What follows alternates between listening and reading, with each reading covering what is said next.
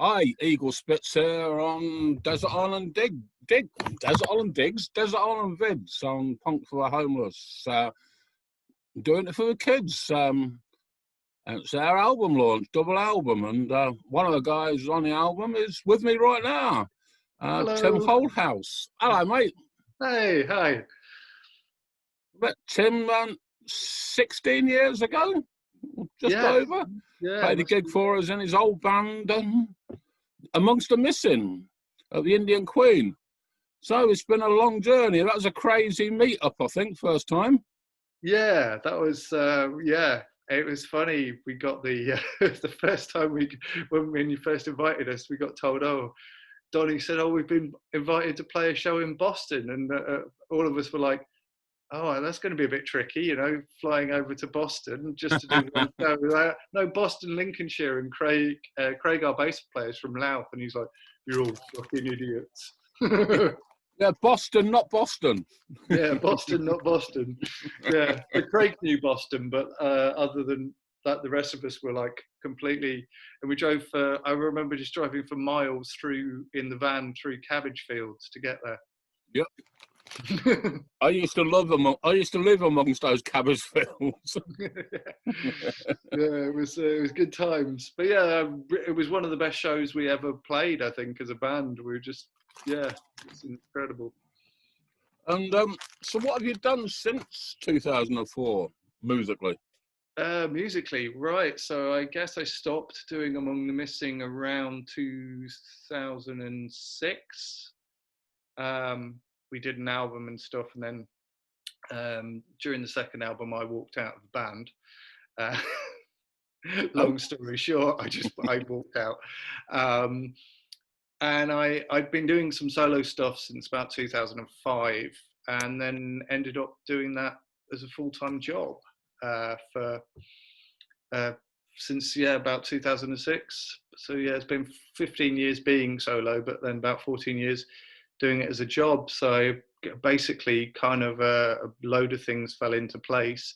Got invited to play a festival in Hong Kong, got offered to tour in Japan, offered some shows in Australia, and then I played with my friends, the USA is a Monster in London, and they were like, hey, do you want to come and do a month-long tour of the States with us? So I was like, yeah, let's just make this a whole thing. So I did that with a sort of I didn't quit my job. I got made redundant, but I was actually going to quit.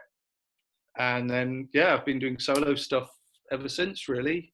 Just touring, playing like 250 to 300 shows a year, traveling here, there, and everywhere, and done lots of albums and. What part of the States did you tour in? We did. So on that one, we did New York, where they were based, all the way over to Minneapolis, and then back is a big sort of, so sort of northeast to Midwest. Brilliant. Yeah, I did a tour myself of a Midwest punk poetry tour. Yeah, so that's just doing gigs in Illinois and Indiana, but that was great fun. Yeah, I love that part actually. Actually, the tour just before lockdown, I was actually in the States touring before lockdown, and I was going back to some places I hadn't been for a long time. So I did like Minneapolis again. I did Chicago. We did Madison.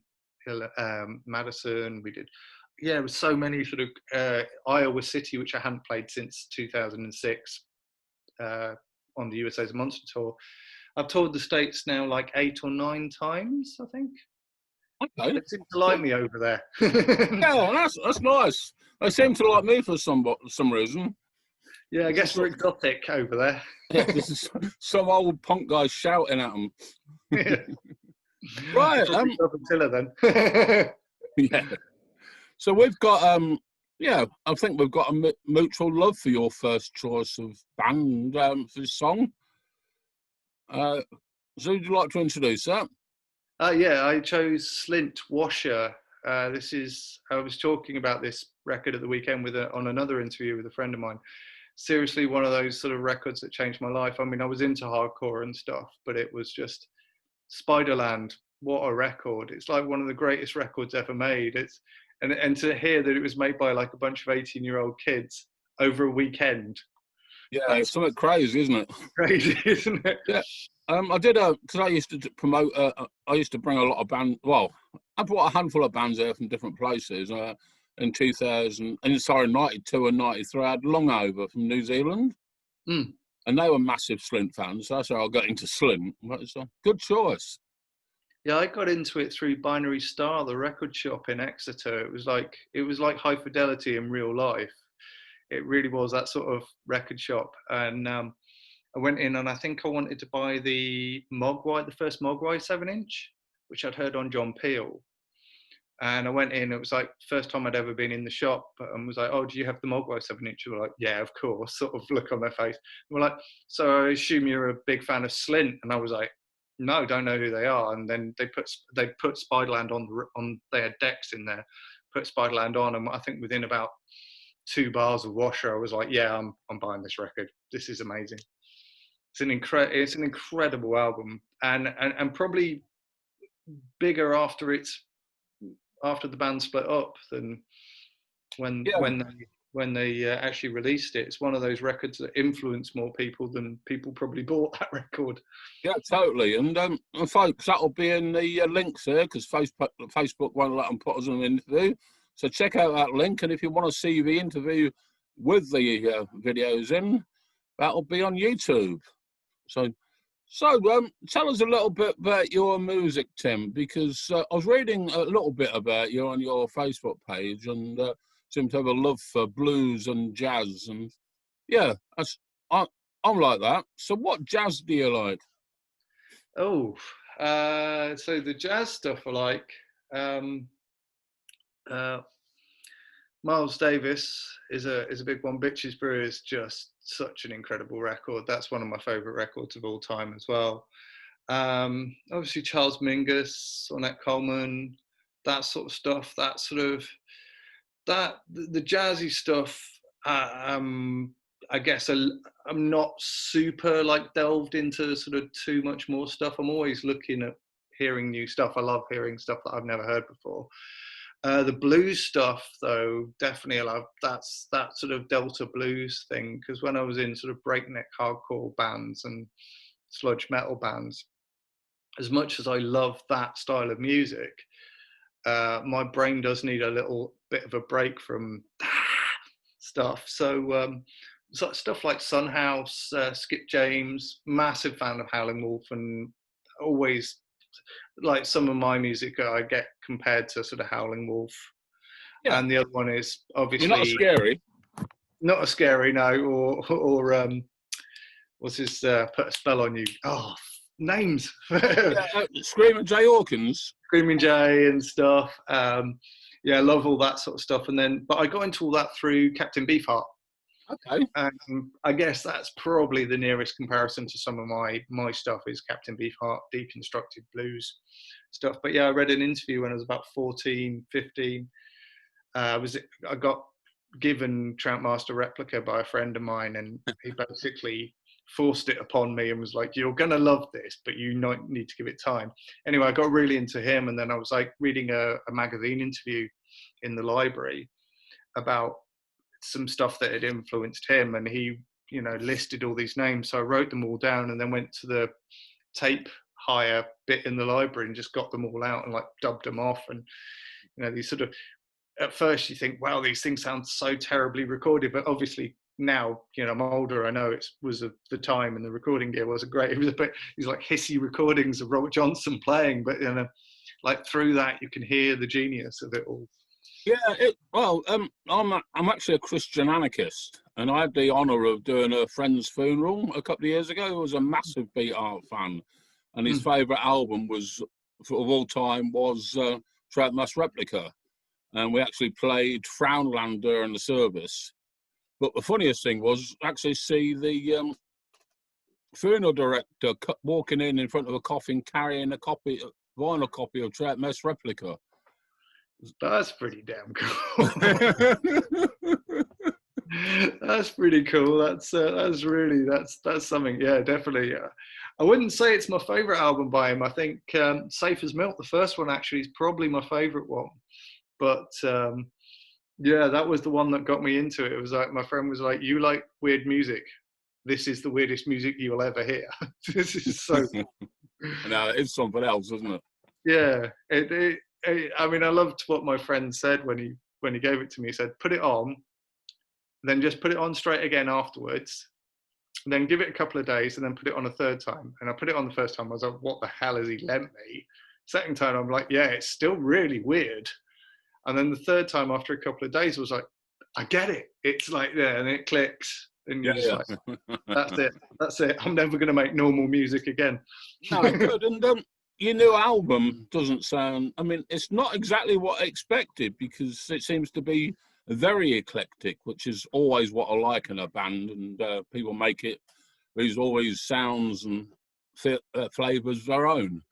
And you've got a very complex, interesting album you're releasing.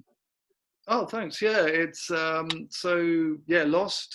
It's my first attempt at making electronic music. I guess kind of influenced by stuff like Tricky, Portishead, Massive Attack, and it all started out with me just messing around on the iPad while I'm bored on tour, because I'm bipolar, so I don't really sort of sit down and do nothing. And when you're on tour in the States in Canada, driving 17 hours on a Greyhound, you've got to do something. So I made all these tunes, and then sort of started writing some lyrics about mental health stuff, and decided to sort of turn it into an album, put some guitars on it, put some vocals on it, so some of the stuff I've been writing. Doing it for the mental health charities as well kind of seemed like an obvious choice. But yeah, it was just me almost challenging myself to go, well, I've never made this style of music before. I'm just a big music fan. I like all sorts of stuff. I think there's two types of music, good music and bad music, and that's just so subjective to what your ears like. So I mean, I like everything from, like, I guess currently, like of the things that the kids like, I like Lizzo. I think she's incredible. Then I like stuff like Napalm Death and you know, like you said, jazz, blues, even some classical bits are all right to my ears as well. It's just so if it's a good tune and it catches me, then I like it. So I've always tried in my records to make something different every album, try to make slightly different from the last, try not to repeat myself too much. And that was kind of, yeah, I sent I really genuinely, I think the first thing was I sent the originals without all the guests. It's got loads and loads of guests on it as well, which has been awesome. Yeah, but I noticed that you've got Babble up there, haven't you? And yeah, Downtown Portrayal, Uptown Portrayal. Uptown Punk Rock Portrait. Yeah, that's a mouthful, that one. Yeah, Richie. I was actually on tour with Richie, and we recorded that in his house with his partner Carol. We did that one. But yeah, I love Richie's voice. He's just got like, I think Richie should. And I love the poems that he writes, but I think he should do an audio book of bedtime stories. Yeah, that'd be nice, wouldn't it? He's got such a soft voice. It's so relaxing. So I put him on the last track. But yeah, there was loads of guests and stuff, but I added them later. But I gave the initial sort of mixes with just me singing to the label. And Ian at Our Real Records is incredible. And I told him, like, yeah, my plan, I was like, right, I want to do this for some mental health charities. This is what it is. I don't know if you're going to like it, because it's so different to what I've done before. And he was like, absolutely love it. And he's a rapper, so he was like, right, I'll come and rap on one of the songs. He's Frank Freud, or Ian Mark Perry is the guy's real name, runs Our Real Records, and so he came and rapped on it. He's been so supportive. So we've put it out on CD. Oh, sorry, I'll do a little advertise, but there it is on CD. Both myself and him have put in half for pressing the CDs, and then all the money from the CDs and the Bandcamp's online sales are all going to the charities. He's like such a great guy, really supportive, and it's just like, yeah, this is great. So it was so lovely when I sort of, because I was so nervous. I've never done something like this before. Awesome. So this is Desert Island Vids. It's obviously a rip-off of Boris's broadcasting company's Desert Island Discs. So what's your next tune? It's Tricky, in fact, was a major influence on It's Hell Is Round the Corner, which that use the same sample as Portishead, actually. Portishead Glory Box also used the same sample, which is why there's a similarity between the two. I don't know how accidental it was, or whether they knew each other was using it. But yeah, Tricky, absolutely love Tricky. I've met Tricky twice. Wonderful, wonderful human being. There'll never be anybody else like Tricky. I genuinely think, like, from the 2 times I've met him, it's just a genuinely very funny person. Probably smokes more weed than I've ever seen any human being smoke, and it certainly left me in a bit of a state. Yeah, I used to live in Bristol for a little while and work in a shop, and he would come in occasionally and buy some clothes and stuff. It was a clothes shop, and I remember him coming in one time buying these purple flares, and then asking me what I was listening to musically on the stereo, and I think it was like Fridge, a band called Fridge. It's like sort of post-rock electronic band. And he was like, "This is fucking cool, mate. Yeah. He's like, he's so Bristol as well. So he's like proper." So I love Tricky. And Martina Topley Bird is wow, what a vocalist, you know. So you mentioned that your album is for 2 mental health charities, but you haven't mentioned which ones. Oh yeah, sorry. So IMP, or IMHP of Medway. It's my friend Abby runs, and a bunch of volunteers run that. Incredible work for they have very little money to run it. They run it really off their own backs, working like 60 hours a week. They're open, you know, all night, Friday, Saturday, for people. They don't work sort of regular hours. Abby's an incredible human being, very selfless, doesn't really like the attention, even though she's a singer in a band. She doesn't like the attention. And then Brain Aid in the US is the other one, which Brain Aid is run by a guy called Stephen Kramer, who's a wonderful guy I met while I was out on tour in Athens, Georgia, and we just chatted all night about what he was doing, his charity and everything. And so I wanted to help them both, because they're small scale, but they're trying their best, and every little bit helps with them. So I just thought it would be really great to help them both out. They're lovely, lovely people. So everything I can do to help them back. And they didn't ask for it. I just kind of just decided that was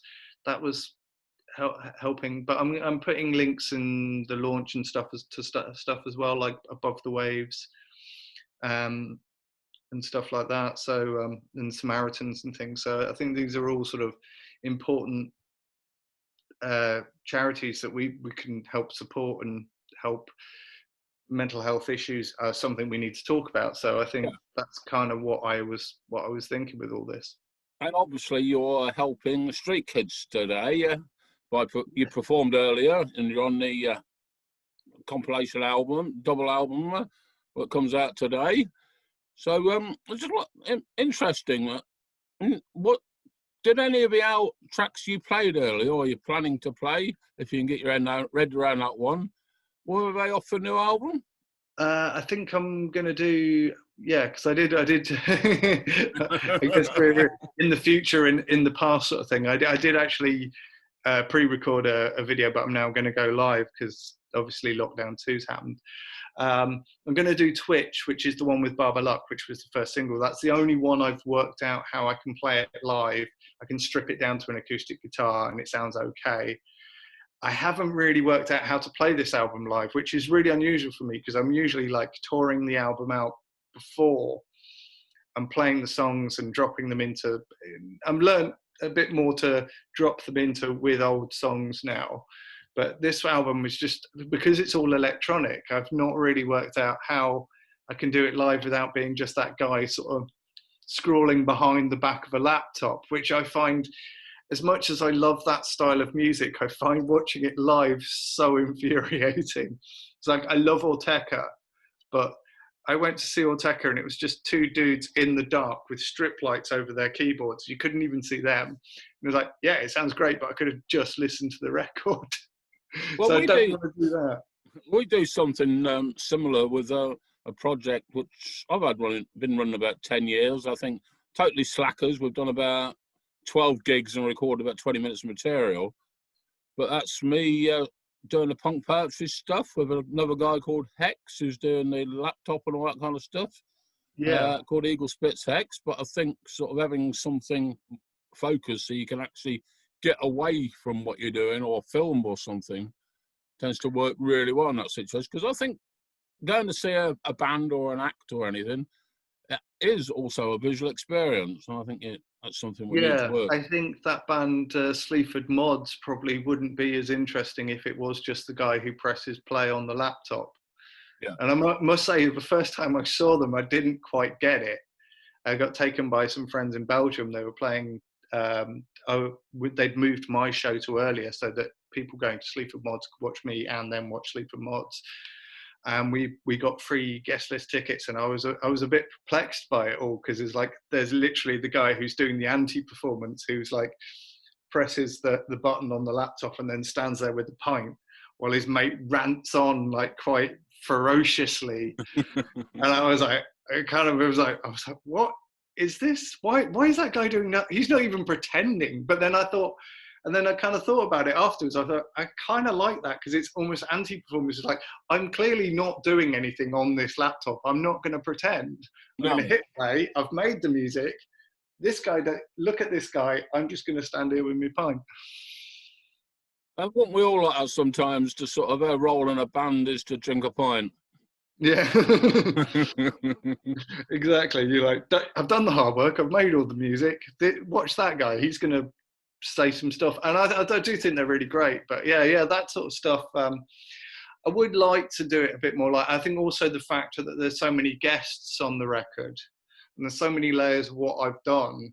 It's like, what do I take away? What do I add? What do I strip? How do I make it a visual show? It's still kind of in my head. So currently, like, been making music videos and it's the first time I've ever made music videos for the songs. So the first one was Twitch, which had Barbara in. And Barbara's amazing to film, because Barbara loves the attention and like is very camera friendly. So it was really easy to do. And then the second one I did myself. And I guess by the time this is shown, the launch will already been shown, but I'm dressed in bandages like H.G. Wells' The Invisible Man, which was really hard to film. And then added to that, I added stop motion stuff. So it was quite tricky getting that one. And then I'm hoping to do a third one with my friend Level, who sings on the Insomnia song. So we've got a plan for that.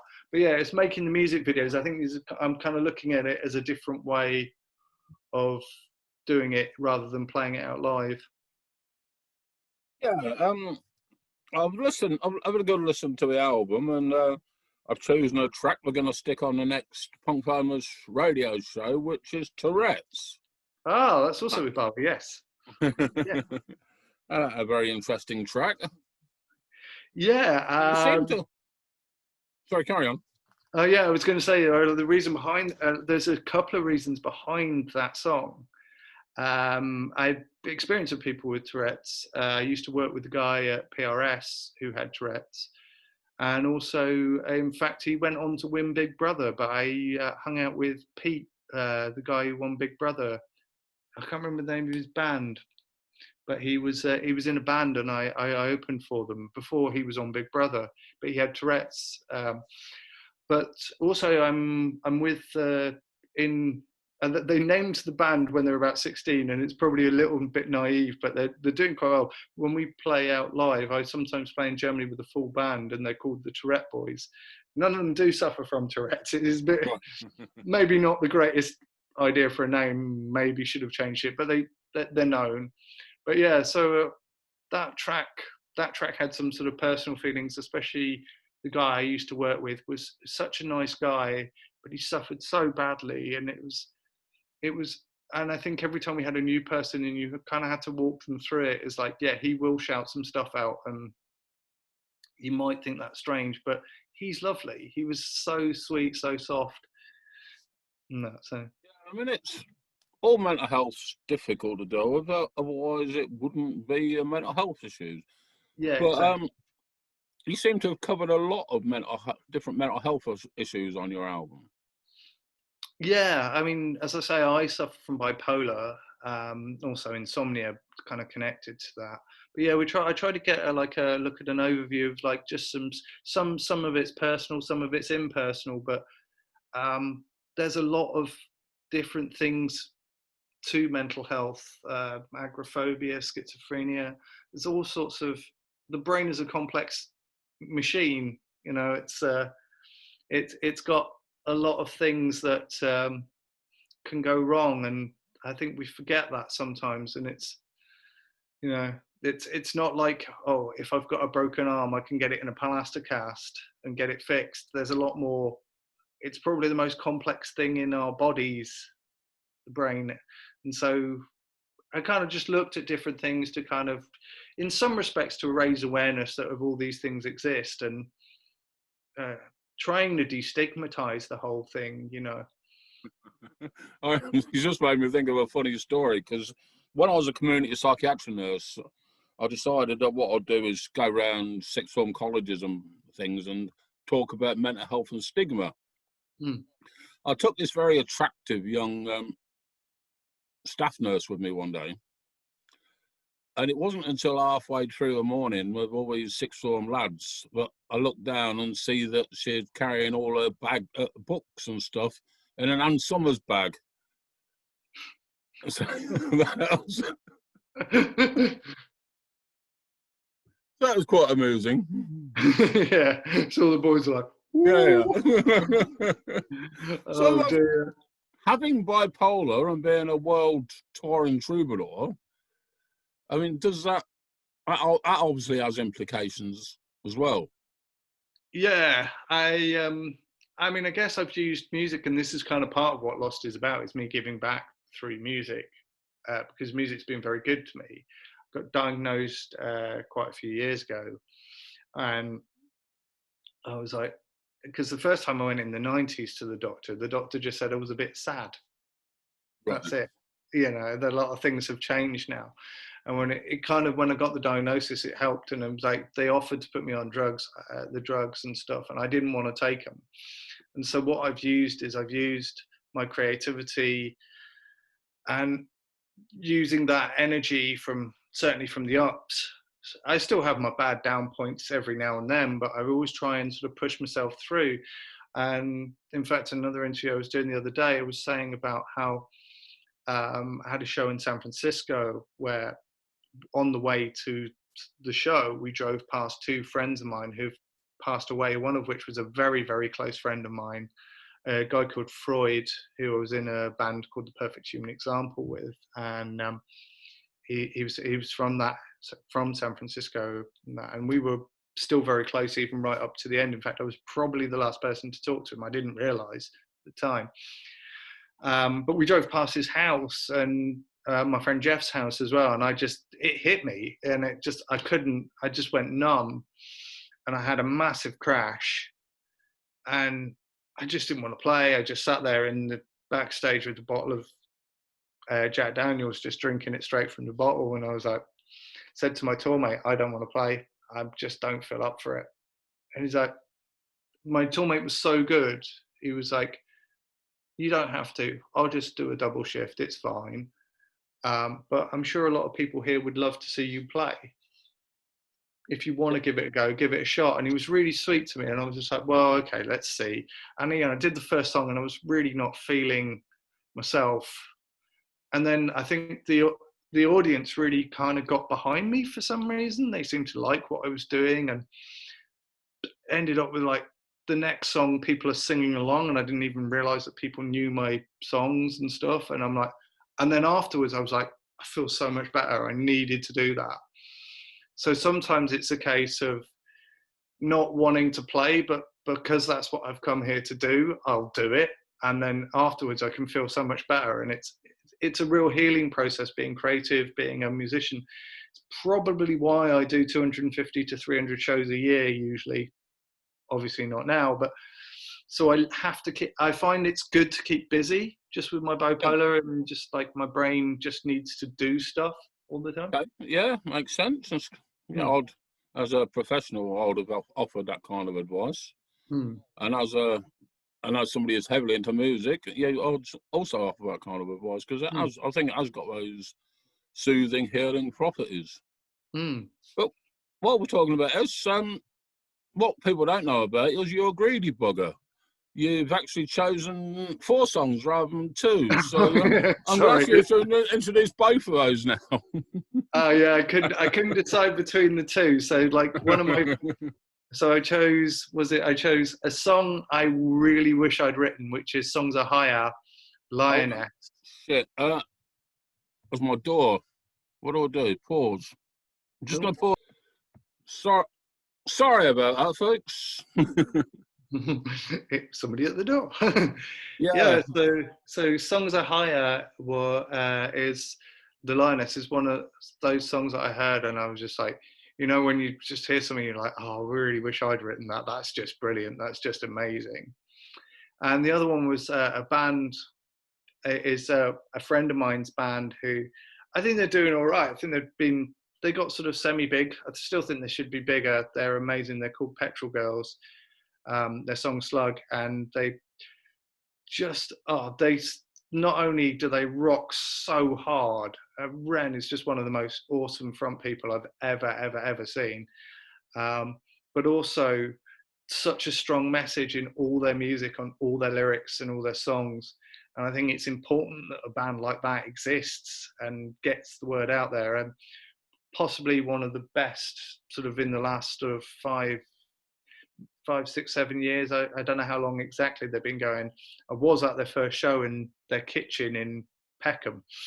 But yeah, I remember sort of watching that and going, this could be a thing. And they've got just better and better and better.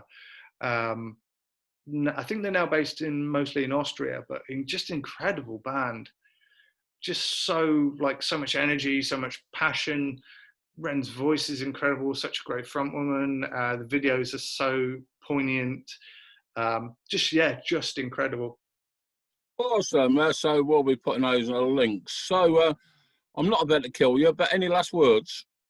No, yeah, I think if people could check out Lost, the album, if they're interested, please buy it, because it all goes to mental health charities. I'll just show it up again.